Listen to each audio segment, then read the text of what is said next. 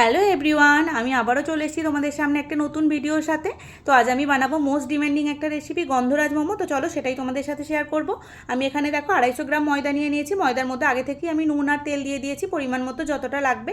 এরপর আমি একটা দেখো পাত্রের মধ্যে একটু অল্প জল নিয়ে নিয়েছি। জলের মধ্যে আমি 2 থেকে 3 ড্রপ মতো গ্রিন ফুড কালার ইউজ করেছি, যাতে গন্ধরাজ মোমোর কালারটা খুব ভালো আসে সেই জন্য। এরপর আমি ময়দাটাকে একটা টাইট ডো বানিয়ে ঢাকা দিয়ে 7 থেকে 8 মিনিট মতো রেখে দেবো। ততক্ষণে চলো আমি চিকেনের পুরটা রেডি করে নিই।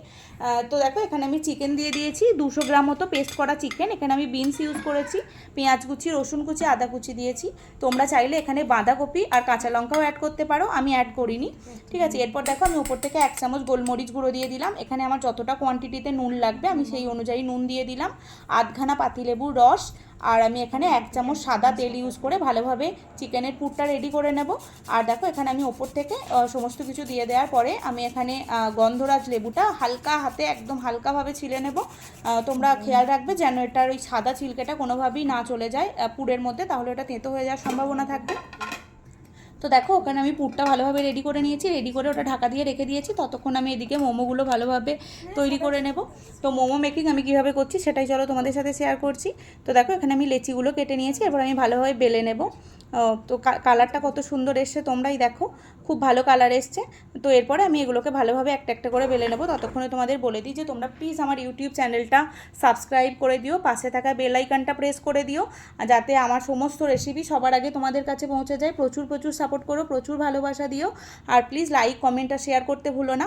তো দেখো এখানে আমি একে একে সমস্ত মোমো রেডি করে নিয়েছি। এবার আমি একটা কড়াইয়ের মধ্যে একটু জল গরম করতে দেবো, যতটা পরিমাণ আমার জল লাগবে। জল দেওয়ার পরে আমি একটা ছিদ্রযুক্ত থালা নিয়ে নিয়েছি, থালার মধ্যে আমি ভালোভাবে অয়েল ব্রাশ করে দিচ্ছি। এরপর আমি একে একে সমস্ত মোমো সাজিয়ে দেবো।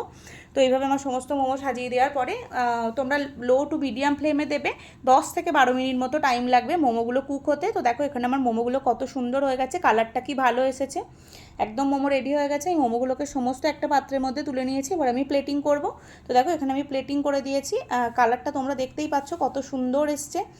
গন্ধরাজ মোমোর খেতেও ভীষণ ভালো হয়েছিল।